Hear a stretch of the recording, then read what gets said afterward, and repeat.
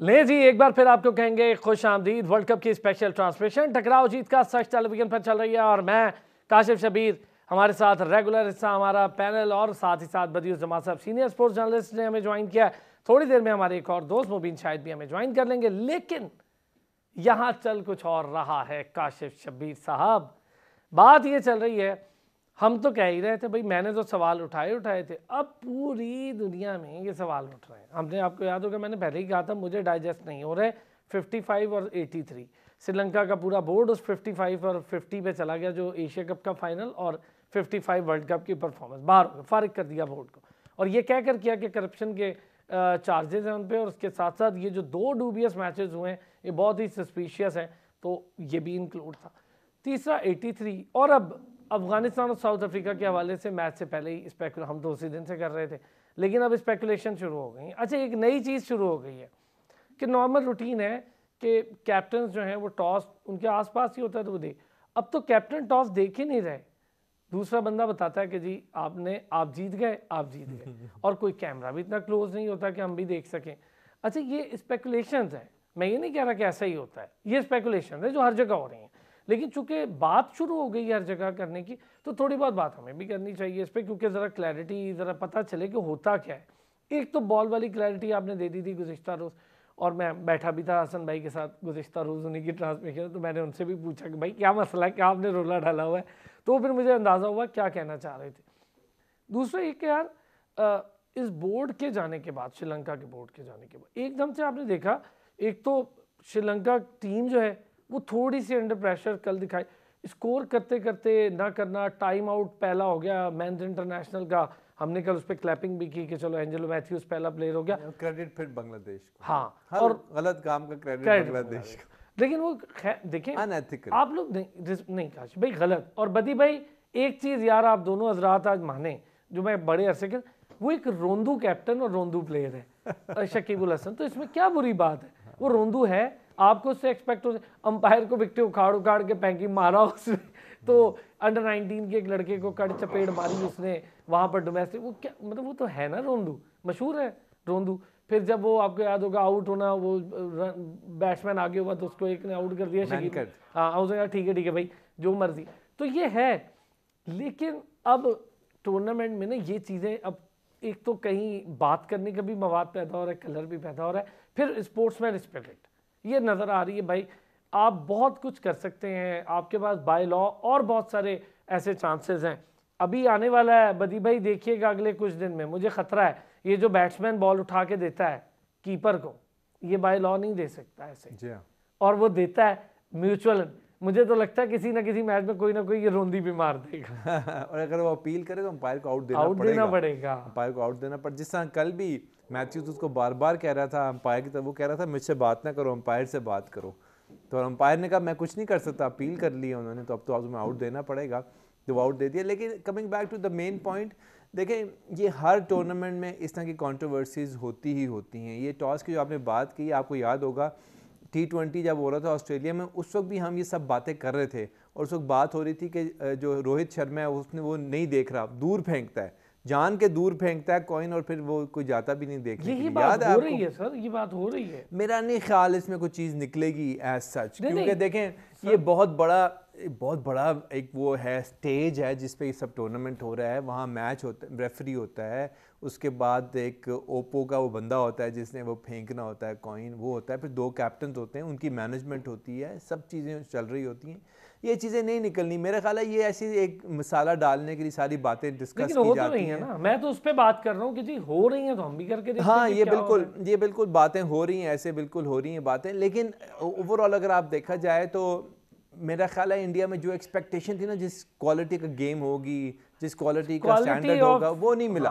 ना quality of game वो मिली है, ना क्वालिटी ऑफ क्राउड वो मिला है, ना क्वालिटी ऑफ ग्राउंड्स वो मिले, ना अंपायरिंग वो मिले। बिल्कुल इतना मसला हर, अभी आपने देखा नहीं जो DRS जिस पे आपने देखा शुभमन गिल वाला, वेंडर डूसन वाला, आपने देखा कि वो लेग स्टंप से बाहर प्रॉपर जो एज लगा और वो बोलते रहे कि आउट है, तो ये चीजें हो रही हैं सर, ऐसी बात मैं वही तो कह रहा हूँ कि ओवरऑल अगर आप देखा जाए तो quality of cricket, quality of spectators, हर चीज बहुत डाउन लग रही है। हाँ, वो डाउन द लाइन वो हमें चीजें नजर आई हैं और लोगों का इतना इंटरेस्ट भी नहीं है एक्सेप्ट फॉर अच्छा वो जो आउट हुआ है ना बदी भाई, मैं जरा आपसे इस पर बात करूंगा एंजेलो मैथ्यूज वाली बात पर, मैं जरा सुनवाऊं जो जिसने आउट दिया अंपायर ने, उसके पास जब आउट गया उसने फिर क्या सोचा, क्यों दिया, जरा सुनवाते हैं कि वो बात क्या थी। अच्छा जी, आपने बड़ी डिटेल पूरी बात सुनी एड्रियन होल्डस्टॉक की, और वो थे अंपायर जिन्होंने जब वो आउट दिया वो अपील गई उस पर उन्होंने जो जो चीज़ें हुई।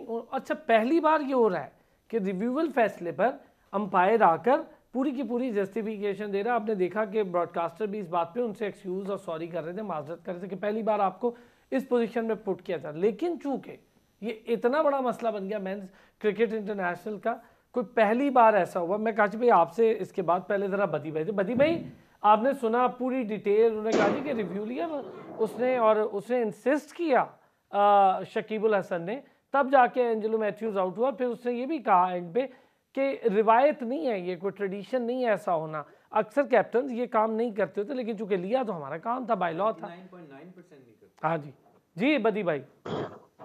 आसाम भाई देखिए जो रूल है मेरे ख्याल में इस जो आईसीसी का कानून है 41.1 के ये लॉ है कि उसमें इस तरीके की सिचुएशन होगी तो अंपायर जो है वो आउट दे देगा। लेकिन आप इस चीज़ को भी नोट करें कि पूरे 2 मिनट नहीं हुए थे, खुद जो है एंजेलो मैथ्यूज कह रहा है कि 2 मिनट नहीं हुए थे, और जो टाइम था वहाँ पर 1 मिनट और 50 सेकंड या 52 सेकंड हुए थे। तो जब 2 मिनट नहीं हुए और उससे पहले आपने कैसे आउट दे दिया, ये एक सवाल है। और उसके अलावा देखिए ये क्रिकेट एक जेंटलमैन खेल है, ये उस सूरत हाल में तो आप जो है वो अपील भी कर सकते हैं कि जैसे मैच फंसा हुआ है, एक बहुत ज़्यादा प्रॉब्लम हो रही है, मैच को वक्त को ज़ाया कर रहे हैं, जैसे ऐसे पता चले जी बैट्समैन जो है वक्त को ज़ाया कर रहा है, तो उसमें तो बनता है ठीक है जी वो हो रही है। लेकिन शुकेब के बारे में आपको पहले ही मालूम है कि वो जिस तरह की हरकतें पहले कर चुका है, अपने खिलाड़ियों के साथ कर चुका है, फिर उससे वो बुरा समझता ही नहीं है। आप खुद देखें कि एंजेलो मैथ्यूज उसके पास गया, उससे कहा, लेकिन वो फिर भी नहीं माना, उसने कहा अंपायर के पास जाए मैं कुछ नहीं कर सकता। तो ये चीजें देखिए क्रिकेट एक जेंटलमैन है, खेल है, और इसका इस तरह उसको खराब करना मेरे ख्याल में जो है कोई भी कप्तान होगा तो इस तरह की हरकत नहीं करेगा। और फिर एक रवायत और टूटी कि देखें जैसे अब टीम मैच खत्म होने के बाद जा रही है, फिर वो उनसे हाथ भी नहीं मिलाते, तो ये क्या मैसेज गया कि इतने बड़े वर्ल्ड कप। अच्छा बदी भाई एक तो मैंने आना है, एक छोटा सा ब्रेक बदी भाई, इसके बाद आपसे आके ना जरा यही डिस्कस कि ये जो आप बात कर रहे हैं बिल्कुल ठीक है, हाथ नहीं मिलाते ये सर। दूसरा अंपायर खुद कन्विंस नहीं था इस चीज़, उसने कहा यार देखें ली अपील, मेरा काम था कि मैं देता। और फिर जो आप कह रहे हैं ना कि पूरे 2 मिनट नहीं हुए, ये एंजेलो मैथ्यूज ने इस पर उठाया हुआ है मामला। वापस आते हैं ब्रेक से, इस पर बात करते हैं। अच्छा जी, एक बार फिर कहेंगे आपको खुश आमदीद, और बदियुल जमा साहब और काशिफ शबीर साहब हमारे साथ मौजूद, साथ ही साथ हमें ज्वाइन किया है मुबीन शाहिद साहब ने, क्रिकेट एक्सपर्ट, क्रिकेट एनालिस्ट। मुबीन शाहिद मेरा भाई, हमेशा टाइम पे पहुंचता है, बहुत खुशी होती है मुझे मुबीन के टाइम पे, हंस भी रहा है इस बात पे। अच्छा जी, तो बदी भाई पहले तो ज़रा आप वाली बात मैं मुकम्मल करूँ। बदी भाई ये जो स्पेकुलेशंस हैं, अब वो 55 के बाद तो बोर्ड चला गया, तो ऐसे बदी भाई हो नहीं सकता कि इतना बड़ा फैसला हो कि बोर्ड को फारिग कर दें। कोई ना कोई रीज़न, कहीं ना कहीं तहकीकात होती है। उनके वजीर खेल ने बाकायदा स्टेटमेंट जारी की है कि भाई करप्शन और ये वाले मामलात की वजह से हमने बोर्ड फारिग किया है। घूम फिर के राणा टूंगा वापस आ गए।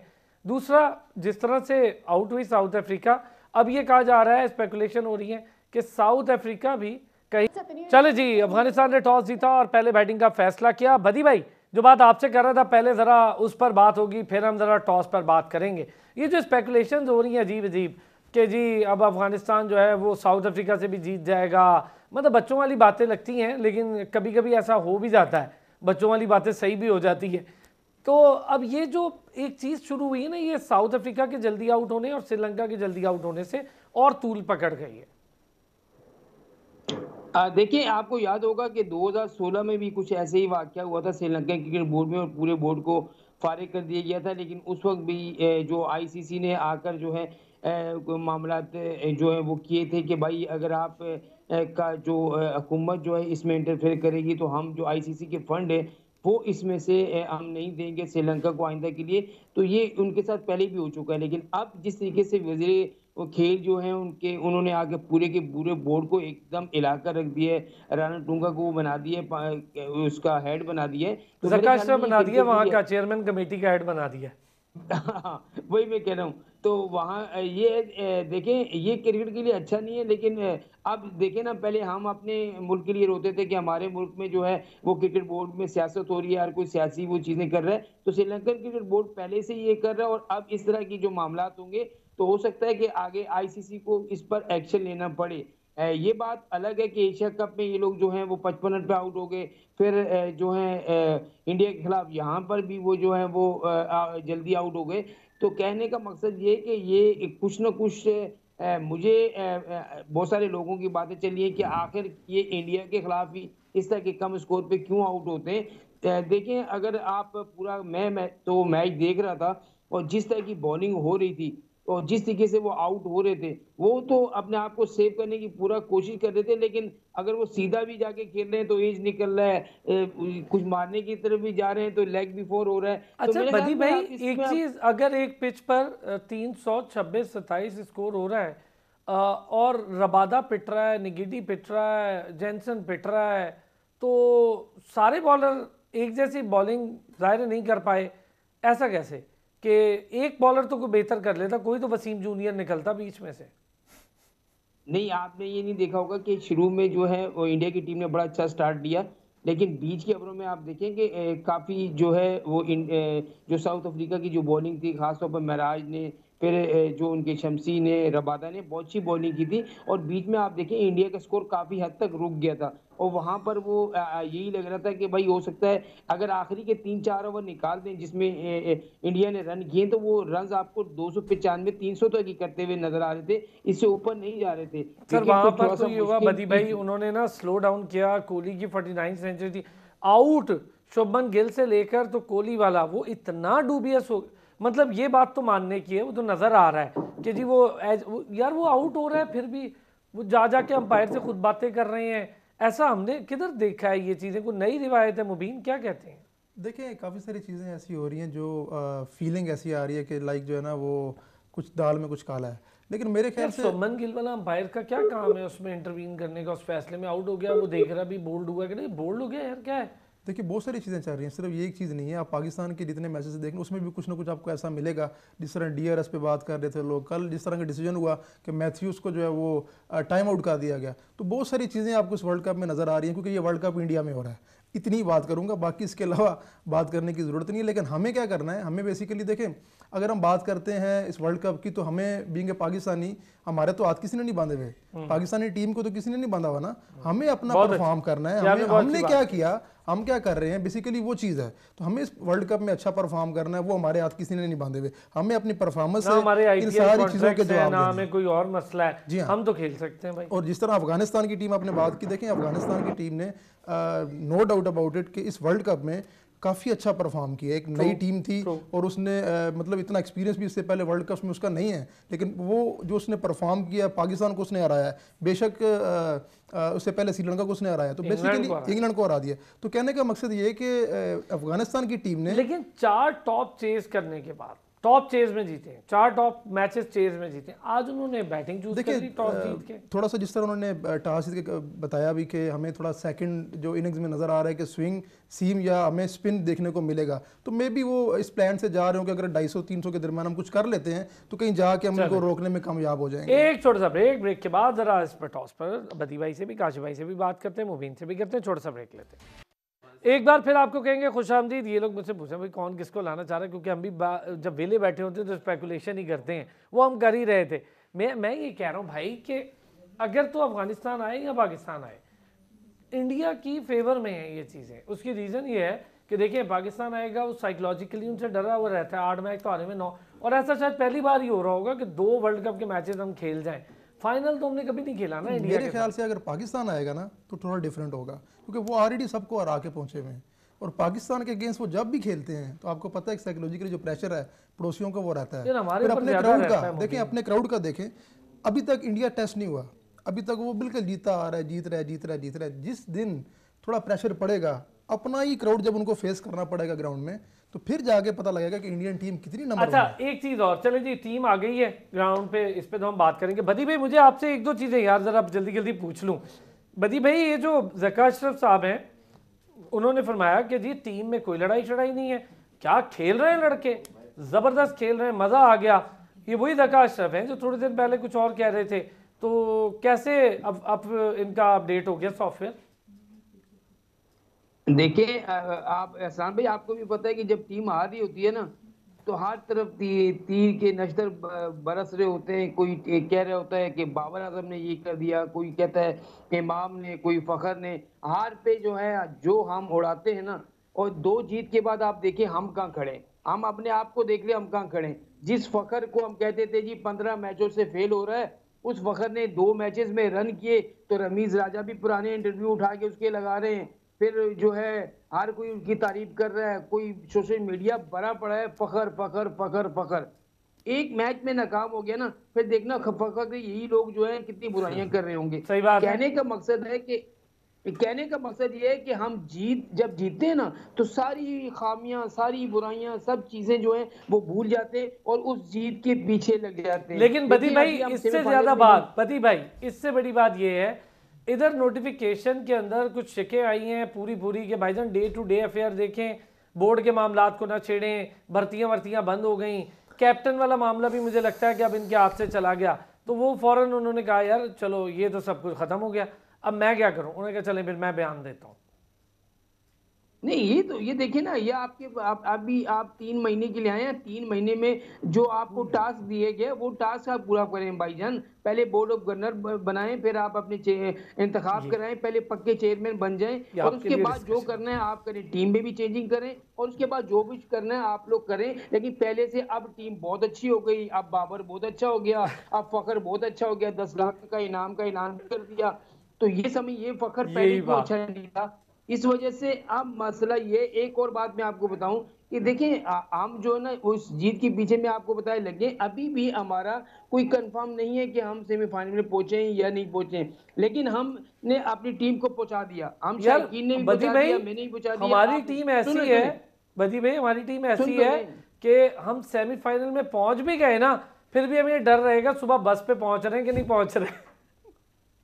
मैं आपको वही कह रहा हूँ कि हम ये चीजें जो कर रहे होते हैं ना, आप मुझे बताएं, बहुत सारे लोग जो हैं यार टीवी पे बैठकर बड़े बड़े क्रिकेटर ऐसी बातें कर रहे हैं। एक दिन एक क्रिकेटर को मैं सुन रहा था कि यार विराट कोहली ने जो है ना सेंचुरी के करीब आके सेल्फी इनिंग्स खेली। खुदा का वास्ता यार, वो रन्स कर रहा है और इतने जबरदस्त तरीके से रन्स कर रहा है, जिस विकेट पे उसने रन्स किए ना, आप इतनी क्रिकेट खेलें, आप मुझे बता दें आप अपने आपके क्रिकेट में कितनी सेंचुरियां जो आप इस तरह की बात करते हैं। फिर आप एक और शोशा लेके आगे कि या टॉस जो है ये करना चाहिए। ये वाइड वो चीजें होती हैं कि सिर्फ और सिर्फ जो है एक जो जहां हम बैठे वहां से कोई बात हिट हो और हम पूरे मीडिया में या पूरे पाकिस्तान इंडिया में डिस्कस हो। ये सिर्फ डिस्कस होने के लिए सारी चीजें होती हैं भाईजान, ऐसा कुछ भी नहीं होता। मैं आपकी बात से एग्री हूँ।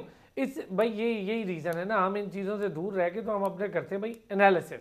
जो स्पेकुलेशन हो रही है उस पर बात करेंगे, जो एनालिसिस हो रहा है उस पर करेंगे, खबर भी देंगे और डट के देंगे भाई। जो खबर है उससे पीछे नहीं हटते कि खबर है, और वो दी भी एक्सटेंशन की खबर दी, पीछे नहीं हटे। एक्सटेंशन से पहले कहा गया, मैंने कैटेगोरिकली इसी प्रोग्राम में काशिफ भाई इसके गवाह है, मैंने कहा था कि कोई बाबर आजम ने फ़ोन शोन नहीं किए, कुछ नहीं हुआ, ये बात 1-2 दिन में सामने आ जाएगी। वही हुआ काशिफ भाई। तो वो हम तो कह रहे हैं कि ऐसा स्पेकुलेशन खामखा की। बहरहाल टीम खेल रही है, अब अच्छा चल रहा है मोमेंटम। बारिश का इम्कान है जी श्रीलंका और न्यूजीलैंड के मैच में, क्या दुआएं हैं आपकी? या तो श्रीलंका जीत जाए या बारिश हो जाए। वैसे बारिश हो जाए ज़्यादा सेफ़ है पाकिस्तान के लिए, ताकि एक एक पॉइंट मिले। लेकिन आज का मैच बड़ा इंपॉर्टेंट है पाकिस्तान के लिए। पहले मैच ये सोच रहा था शायद एक मैच रह गया, बल्कि 2 मैच हैं उनके, और अगर आज अफगानिस्तान मैच जीतती है तो फिर साउथ अफ्रीका को हराना निस्बतन आसान होगा, क्योंकि वो तो सिर्फ टॉस जीतना है और मैच जीतना है आपने, तो इसलिए वो है। लेकिन पाकिस्तान की जहाँ तक बात है, पाकिस्तान का आखिरी मैच इंग्लैंड से इतना आसान नहीं है। इंग्लैंड जिस तरह की टीम है किसी वक्त भी कम बैक कर सकती है, चाहे आखिरी मैच पे क्यों ना अपनी स्किन सेव करने के लिए को अच्छा खेल ले। और ये है कि वो कहते हैं ना, England will have the last laugh. लेकिन इसमें ये कि पाकिस्तान आधे मैच में छोड़ के चला जाएगा, भाई ये क्या बात होगी? सालों के खिलाफ गंदा खेले, हमारी बारी आई तो तुम शुरू हो गए। अच्छे हो गए खेल। तो इसलिए पाकिस्तान को वो भी बड़ा एहतियात से मैच खेलना पड़ेगा, लेकिन आखिरी मैच का हमें फ़ायदा ये है कि हमें उस सब वक्त कुछ पता होगा, इंफॉर्मेशन नॉलेज होगा, हमें पता होगा कि हमने किस तरह खेलना है, किस कैलकुलेशन में हमारे खेलना पास तो इंडिया नीदरलैंड का ही मैच है बस एक दिन का 12 तारीख को, उसके बाद वो भी इम्पैक्टफुल तो कोई वो ऐसा तो उसको तो फ़र्क ही कोई नहीं पड़ेगा ना। अब श्रीलंका और उसका न्यूजीलैंड का मैच का फ़र्क पड़ेगा और आज के मैच का रिजल्ट बताएगा कि क्या साउथ अफ्रीका और अफगानिस्तान के मैच की कोई वैल्यू है कि नहीं है। अगर आज अफगानिस्तान जीता तो फिर उस मैच की भी वैल्यू बहुत बढ़ जाएगी, फिर 2 मैचेस की वैल्यू। और हार जाता है तो फिर तो अफगानिस्तान इज़ आउट, क्योंकि अफगानिस्तान का रन रेट डेफिनेटली और माइनस में चला जाएगा। फिर साउथ अफ्रीका के साथ वो मैचअप नहीं कर सकेंगे, क्योंकि फिर न्यूजीलैंड का ऊपर है ना रन रेट काफ़ी ऊपर, और हम जीतते हैं तो हमारा बेहतर हो जाएगा। अगर हम जीतते हैं तो हमें भी न्यूजीलैंड अगर जीतती है साउथ अफ्रीका से डिपेंड करता है कि कितने मार्जिन श्रीलंका से कितने मार्जिन से जीतती है। अगर बहुत ज़्यादा बड़े मार्जिन से जीत गई न्यूजीलैंड, फिर पाकिस्तान के लिए कोई इम्पॉसिबल किस्म का टारगेट आ जाएगा, यानी कि 10 ओवर में पूरा करना, 15 में पूरा करना, फिर वो हो जाएगी प्रॉब्लम। एग्जैक्टली ऐसे ही सिनेरियो चल रहा है इस टाइम पे कि अगर न्यूजीलैंड की टीम ने हरा दिया तो फिर ऑलरेडी वो प्लस 0.4 पे है, अगर वो उसको हराते हैं तो वो किसी थोड़ा ऊपर चले जाएंगे और भी 0.1 प्लस 0.6 पे चले जाएंगे, 7 या 8 पे, उससे काफ़ी डिफरेंस बन जाएगा पाकिस्तान की टीम के लिए। फिर पाकिस्तान की टीम को बड़े मार्जिन से जो है वो मैच हराना होगा, तो आप इसलिए पहले हम दुआएं करते हैं कि बारिश ही हो जाए, एक पॉइंट ही मिले तो हम अच्छा वही ना, मैं हमेशा कहता हूँ पहला सेशन दुआओं का, दूसरा बददुआओं का। अब वो बारिश हो जाए, बारिश। और दूसरी चीज़ आपने देखें जिक्र किया, मेरे ख्याल से बाबर आजम की हम बात कर रहे थे, कप्तानी की बात कर रहे थे, ये बंदा अच्छा क्रिकेटर ही नहीं है। तो उसमें क्या है कि देखें जब पाकिस्तान की टीम हार रही थी तब भी मेरा बयान यही था कि बाबर को हमें सपोर्ट करना है। अगर हमने आगे पाकिस्तान के लिए क्रिकेट में बेहतरी करनी है तो बाबर को हमें पावर देनी है। अगर हम उसको हटाने की बात करते हैं या चेयरमैन जाके किसी तरीके से इस तरह के काम करते हैं, हम उन ग्रुप्स को जो है वो हम और जो है वो स्ट्रॉन्ग करेंगे, तकवीयत देंगे जो उसके अगेंस्ट सर। मैं इसके देखिए, मैं इस चीज़ के पहले से आप एक तो 2 चीज़ें ना करें। हर बार रिवायत है कुछ हार के आए तो उसको चेंज करते हैं, फजूल की बात है। एक ऐसा मैसेज दें, क्या ठीक लगता है मैसेज चला गया। ये जो मैसेज है ना, ये वाला जो मैं आपसे पहले भी कह रहा था कि एकदम से पाकिस्तानी टीम में एक चेंज नजर आया।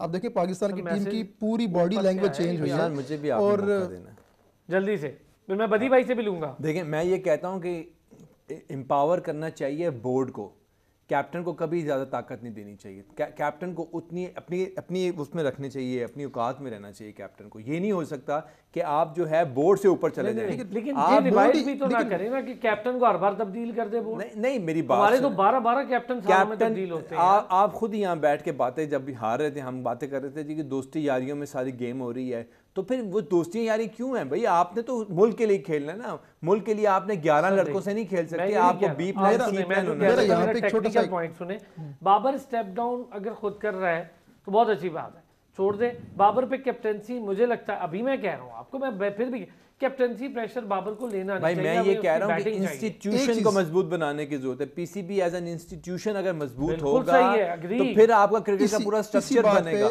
लेकिन अगर आप ये कहेंगे नहीं जी कैप्टन मजबूत और कैप्टन ही हर चीज करेगा, फिर वो ठीक नहीं होंगी। बिल्कुल ठीक।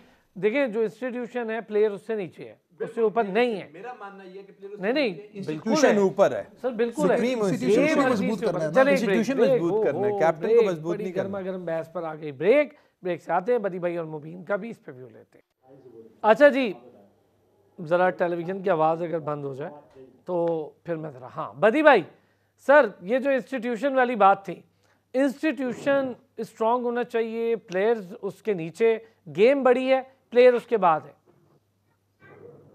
बिल्कुल ये होना चाहिए कि पाकिस्तान क्रिकेट बोर्ड को इतना मजबूत होना चाहिए कि वो अपने फैसले खुद कर सके, ना कि आप जिसको जो है वो डायरेक्टर मीडिया रखें, वो आके फैसले कर रहे हो, हेड कोच कर रहे हो, या फिर कप्तान के हाथ में सारे फैसले दे दें तो वो सारे फैसले कर रहे हो। ऐसा नहीं होता। देखिए पाकिस्तान क्रिकेट बोर्ड एक इदारा है और उसने अपनी टीम को चलानी होती है। आप अपनी टीम, जो भी टीम हो, उसको मुंतखब करें और उसको एक टास्क दें कि भाई ये हमने टीम दी है और ये हमें आपसे रिजल्ट चाहिए और ये चीज़ें होनी चाहिए। यहाँ तो वही है ना कि हम पहले से बात करते हुए आ रहे हैं कि जब प्लेयर के हाथ में सारी चीज़ें चली जाती हैं, सब चीज़ें हम उनके हाथ में देते हैं या किसी डायरेक्टर को दे देते हैं जो टीम का डायरेक्टर हो, तो फिर ऐसी बातें सामने आती हैं जिसकी वजह से ये बात भी होती है जी कि वो अपने बंदे खिला रहा है, वो अपने बंदे खिला रहा है, वो अपने लड़के खिला रहा है, तो ये चीज़ें हो रही हैं।